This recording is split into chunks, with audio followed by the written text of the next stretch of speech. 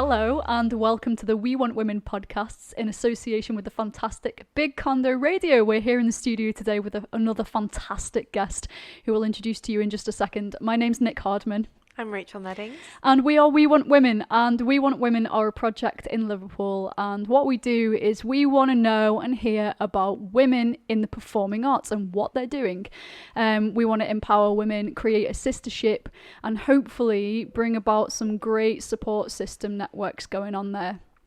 Whether that be through events, online, more so now during COVID, or external events, or talking circles as well. So that's what we're about, and we are absolutely stoked to be in the studio today with the fantastic Jade Thunder. Hi. Hi Jade, how are you? I'm okay, how are you? Yeah, really good to see you guys.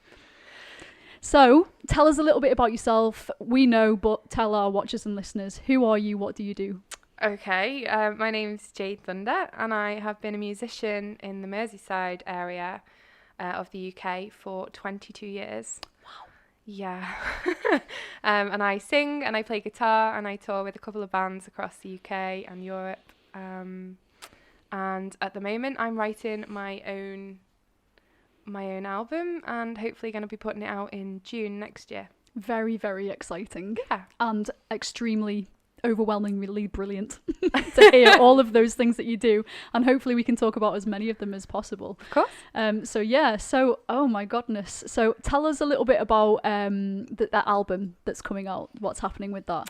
Okay, so it's something I've always wanted to do, but never really had the confidence to do it because gigging across Merseyside is kind of, it's more of a covers scene than it is an original music scene.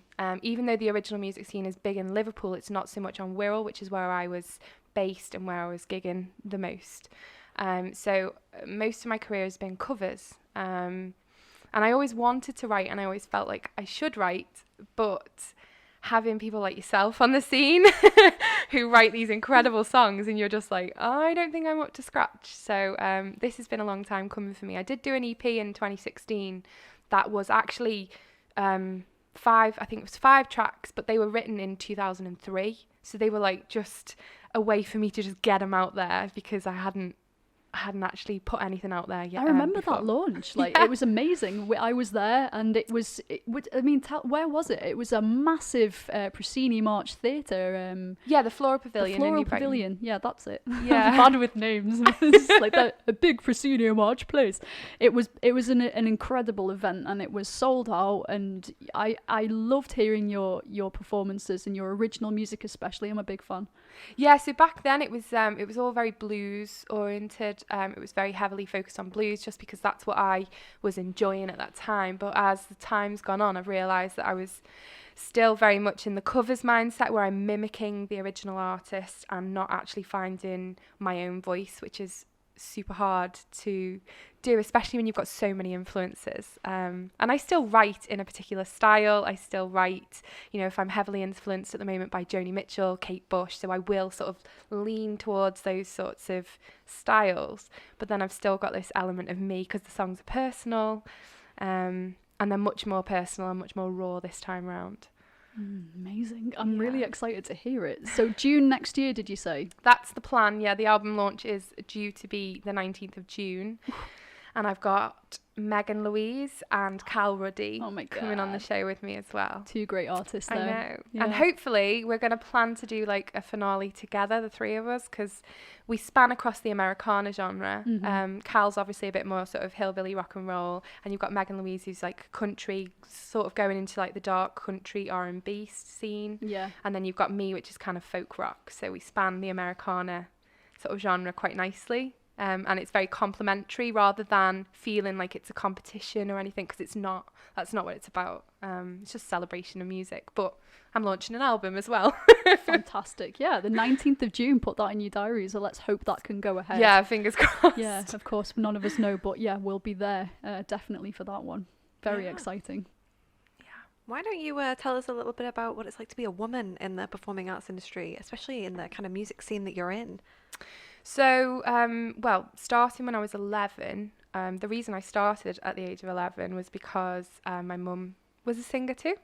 Wow. Yeah, so she used to let me tag along. I was literally the tag along, like the little sort of, Little this is my roadie. this is my daughter. She's gonna sing a little song for you, Oh, and it was all very like, oh, she's so cute.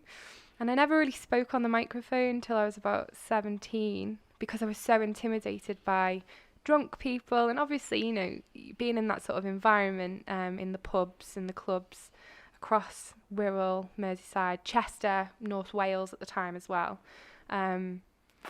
It was quite overwhelming, but 11 years old though. I mean, that is from a really young age to be, to have that environment in front of you like that. yeah. Yeah. Yeah, and being a girl, as you say, and at that age, it's very intimidating when you've got older men, sort of drunk, a bit ballsy, sort Yeah. of saying inappropriate things, and having a very overprotective mother ready to slit their throat at any given moment, which was very helpful. What a great role model, to be fair. Right, so yeah, she was like the reason I got into music, the reason that it all came about, and she literally paved the way for me in terms of the way she handled herself on stage. So she was, I wouldn't say aggressive, but very assertive, and sometimes labelled incorrectly just because she was so assertive and so had such a dominant presence in the room that you couldn't have a conversation. She'd be like, excuse me, am I interrupting you? And they'd be like, And of course, that is such a, in not reviews, but surveys and stuff that have been done that I've read recently, that kind of assertiveness and possibly abrasiveness is a word that it comes up, as a negative thing to describe a woman, and you wouldn't think twice about saying that for a guy.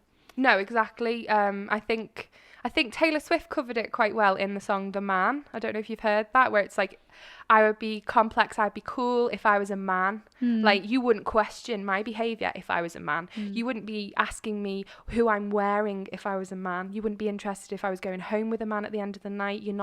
Or a woman. You're not interested in that sort of specific conversation. If it's a guy, it's just not.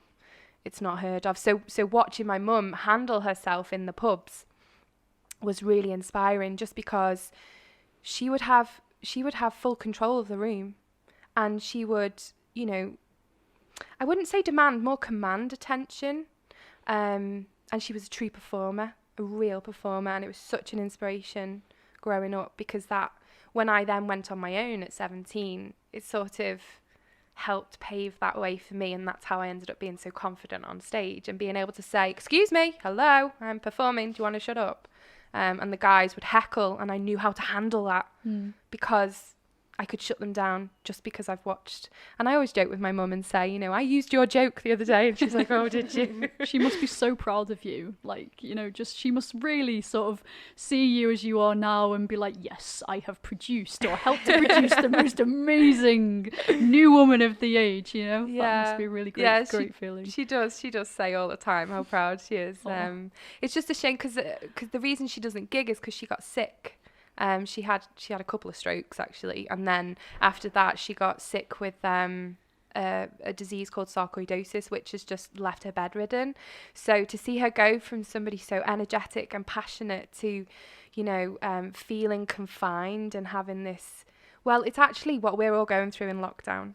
That whole isolation. Yeah. But she's had that for 10 years. And I'm like, people are going crazy just having to lock down for a month. How on earth have you managed to get through the last 10 years? So she's my total inspiration in that way. Yeah, well, I'm really sorry to hear that's happened for her, but really amazing to kind of hear that you're carrying that on, and you must give her so much hope and so much energy just from doing it yourself and being so goddamn awesome at it as well. Oh yeah. Thank you. We know where you get that from now. Yeah, exactly.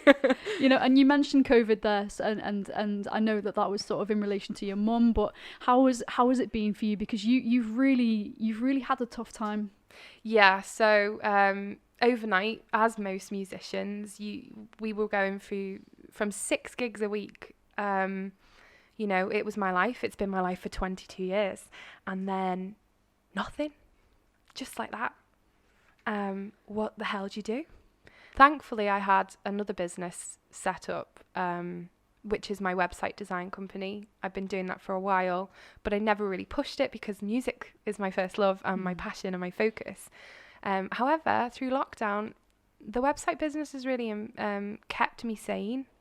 And I know that there's a lot of people out there who haven't had that, and I've seen firsthand the effects of people, you know, just feeling lost. And I was saying to Nicola just before the podcast, it's only the last week that it's actually hit me, and I got so emotional watching a memory on Facebook come up. That was it. It was just so simple, and it was people singing a song, you know, in the pub. I'd obviously taken like a selfie video, and the whole pub singing. And, you know, that's when you know you've won, isn't it? You know, at a gig, you know, Very when they're all special. singing, Yeah. whether it's your song or not.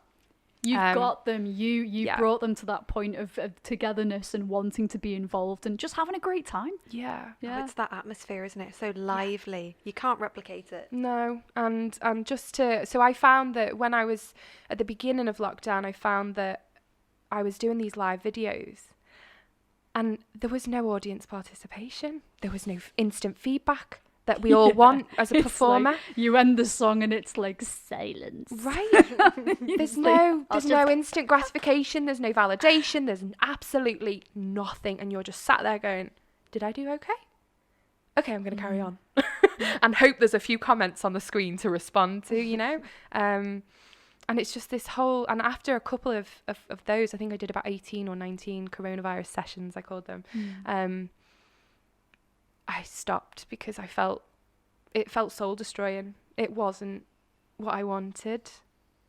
I feed off that energy. I feed off the energy in the room, the adrenaline. You know, it's a bit like when you're in the theatre as well. If you're doing your warm up, and you're just getting, you know, making sure that everything's in the right place, and you're doing a sound check, it's not the same. And then you come to the show and you take it up a good few levels, like just to, you know, engage, and there's just nothing, and you've got to motivate yourself, and it's one of the hardest things I've ever done. Yeah, I mean, I think it's hard, you know, if people aren't performers, I always find it is really hard for someone to grasp sometimes how important an audience is, or an observer in the real time and space, because they make up that extra part of performance and what we know to be performance as performers. And it's not even necessarily a selfish thing of, you know, oh, was that all right? Like, we might feel that as a side effect, but it's not even about that, is it? It's just about sharing that energy and letting that magical thing happen as well, and it not being a tape recorder thing.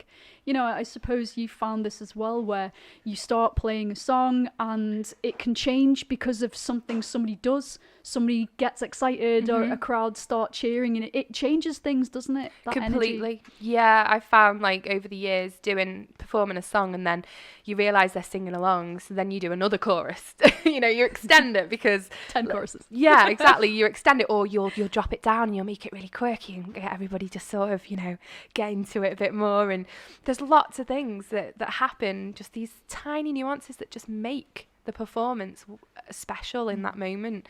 And you lose that over a live feed, over a Zoom, whatever you're choosing, or whatever platform you're choosing to do it on. I mentioned about your live performance the other day, Nick, on the Old Courts Wigan feed, and I was just astounded at how you managed to do it, because I've been there, and it's just like that lack of contact is just so hard. It is hard, you know. Yeah. I think people deal with it in different ways. I mean, you know, I'm lucky in the fact that I'm from the theatre. That's where I was born, so maybe I've got a bit more experience in that respect. But I don't even think that. I just think it's the way that people deal with it. You know, I mean, it's sad. I find it really sad to not have that energy and feedback from people. Definitely, I agree with you entirely. I think. Yeah. Okay, well, look, let's hear about this song, because you have very, very kindly recorded a song for us, and it's a really new song, isn't it? Yeah, I literally wrote it about 2 months ago, and I've decided to add it on the album, because why not? Because it's clearly not long enough. It's never too long. No. No. Cool. Yeah, sorry, what's it about? So tell us. So it's called, well, I'm playing with two titles really, but Perfectly Imperfect, or I'm Perfect, meaning imperfect. It's play on words. I think Perfectly Imperfect is a lot easier, so we'll go with that. And it's just about, obviously through lockdown and COVID, it's given me time to reflect, especially having coronavirus. When I had coronavirus, it affected my chest and my lungs massively.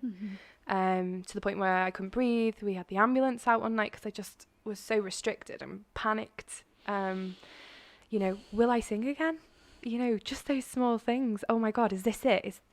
Is this the end, sort of thing? So through this journey of just being isolated and having the chance to reflect inwards rather than, I'm so busy, I'm going to do this, I'm going to do this, I'm going to do this. It gave me the opportunity to look at how comfortable I feel in my own skin, because a lot of us just slap on a face of, you know, makeup, and we show up as whoever we need to be in the moment. And of course, with music, me as a person, as an individual, and then the websites, I struggled with authenticity across the three. And how to present myself just congruently, I guess, across all three, and not show up as who I think you want me to be.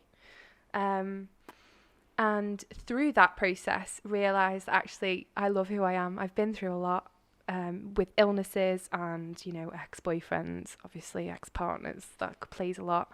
And then finding love and turning my life around, you know. So coming to terms and then just sort of reflecting in and just thinking, yeah, I'm okay with who I am. And yeah, I've got scars, and yeah, I've got stories. Absolutely. And, you know, so that's what the song's about, really, self-acceptance. That is, wow. yeah. That's Yeah. beautiful, and I think we need to hear that more than ever now, and listeners need to hear that more than ever. Yeah. That, as you say, that introspective kind of feel, and something that we talked about quite a lot with it that's come up with other people, just that idea of identity and how to really hone into different things, and does that feel right, does that feel honest? That's a really important thing, you know, especially for artists, you know. Definitely really important to try and really be yourself as much as you can all the time, I think. Yeah, that's the main theme through the album as well. It tackles a lot of, and some of them are not actually to do with me. Some of them are experiences I've seen with friends and other people as well. But it's just a very raw and honest album, and things like it tackles, you know, self-acceptance. It looks at love. It looks at affairs. It looks at being medicated, because I was heavily medicated for a while. You know, it just looks at a lot of different things, and I know that people will be able to relate to it just because it's so raw. But I don't mind being vulnerable. I'm quite happy with being emotional and being vulnerable. In fact, I pride myself on being like that. I'd rather be like that and put myself out there like that than I have this wall that I'm not acceptable.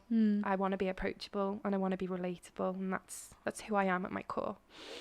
Beautiful. So let's take a look at Perfectly Imperfect.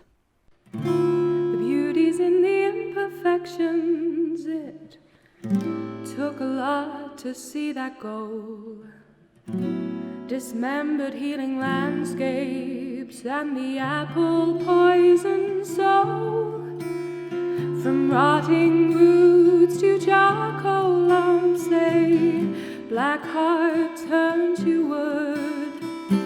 Valleys of my skin I love, as waters wept with blood. I'm perfectly imperfect, imperfect to the eye. Rivers running deep, reflecting to the sky. Loving me is hard enough, then out I love you so. I'm perfectly imperfect, and that's all you need to know.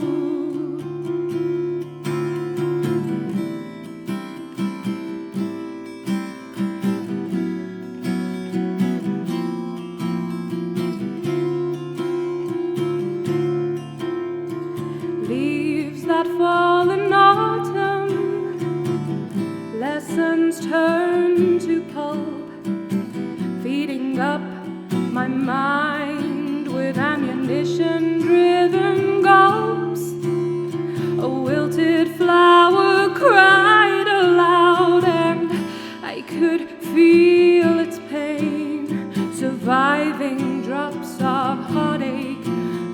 to dance out in the rain. I'm perfectly imperfect, imperfect to the eye. Rivers running deep, reflecting to the sky. Loving me is hard enough, then out I love you so. I'm perfectly imperfect, and that's all you need to know.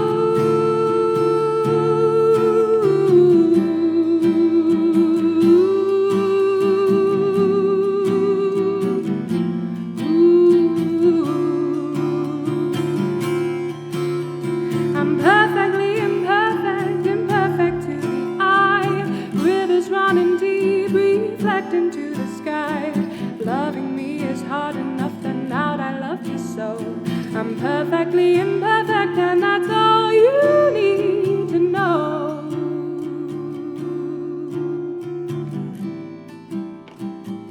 Love, love, love. Ooh, that's all you need to know. Amazing. You know, and to say that you've had the experience that you just told us about actually suffering with coronavirus yourself, you know, I mean, we joked in the studio, but that was pretty perfect. Thanks. You know, so thank you so much for sharing that with us. No problem. I can't wait to hear the album. Oh, I know. I've only just heard about it, and I'm already like waiting for it. 19th of June. Well, I'm going to do a few single releases. I think through the beginning of 2021. Stop it. Well, Teasing I've us. never done it before. This is so exciting for me. You know, you see, I've just watched. I love all kinds of genres of music, so I watched Little Mix release like a couple of songs, and then they've done the album. I'm like, yeah, that's what I'm gonna do. I'm not on that scale, obviously, but even if I get one sale, to be honest, I'll be really happy, and that'll be my mum, obviously. Oh, and us here at We Want Women as well, yes. definitely. That's so cool. And you know, you were talking earlier about your mum and how much she's inspired you, and you know, inspirations are really important, aren't they?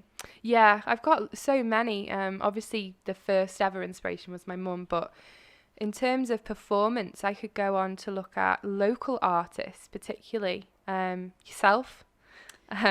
Watching you perform was huge because it's so it's not unheard of, but you don't see a lot. It's a very male-dominated industry.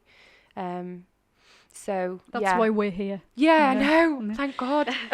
Thank God. Just to give us a platform and just to say, hey, we're still here and we don't have to show our boobs and our legs. Unless we want to. Unless we want to. That's the biggest thing. You know, that's, I think, what I took from the Little Mix performances. I know I'm going back to Little Mix, but their ethos at the moment is, yeah, we'll wear it, but it's on our terms. Not because we were told to by a certain producer, you know, to get sales. It's about what makes me feel feminine, empowered, strong, independent, and show up as my authentic self. Me, I just want a t-shirt, jeans, and a leather jacket. Cool. That's how I feel comfortable. Cool AF. Love it. Yeah. So go on. Inspirations, like Yeah, what kind of musical inspirations have you taken? Oh gosh, over the years there's been so many. I think early days was, I mean, you got to say Avril Lavigne. We're talking Oh, 2000s. yes. She was the ultimate at the time, and we all had the iron out because I'm that old with the towel trying to, you know, straighten your hair. This was before straighteners, and then you had Shania Twain, who just rocked my world because she was pitch perfect every God, time. And then, you know, coming more sort of as my musical journey sort of grew, I found I'm going further back in time, actually. So I'm in the Joni Mitchell era, Janis Joplin, Jefferson Airplane, those sorts of real Fleetwood Mac. Sorry, I almost forgot the goddess of music. Yeah. She's always there.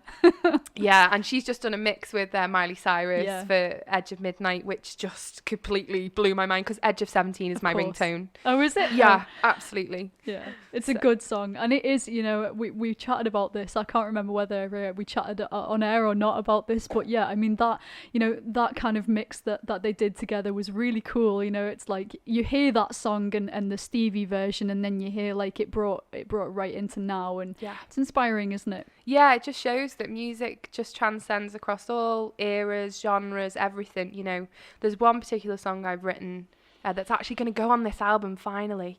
That has been a country song. It's been an R&B song. It's actually been a dance song, like a full-on Hard House Nation song over the years. And then I finally settled in a very sort of swing style. And I'm thinking it's probably going to change again in a couple of years, I'm sure. But yeah, music changes constantly, and it doesn't. I think people have this misconception that music is static, and it doesn't. It's not fluid, and it's a fluid being. You know, it will change and adapt through the years, and Stevie's just proved it by doing that collab with Miley. Yeah, wow. Well, I mean, I'm so excited to hear your voice and your raw album of original songs. So 19th of June, I'm just going to say it again.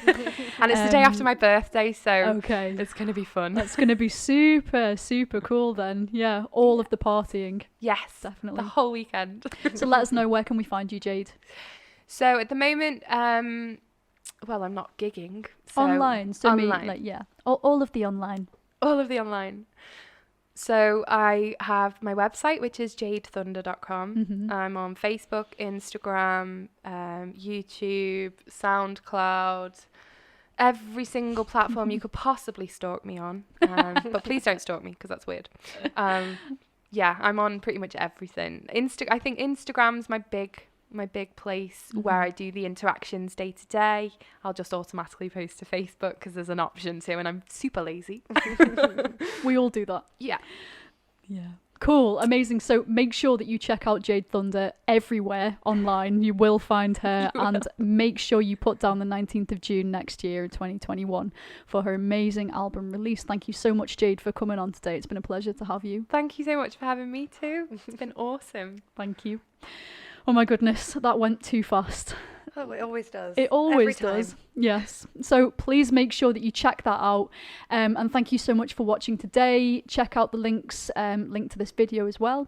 And if you want to check out more to do with We Want Women, then please go to www.wewantwomen.co.uk. That will take you to the Facebook page. And then if you want to stalk us on Instagram, it is /We Want Women Liverpool. Amazing. Have a great time, and we will see you soon. Bye. Bye.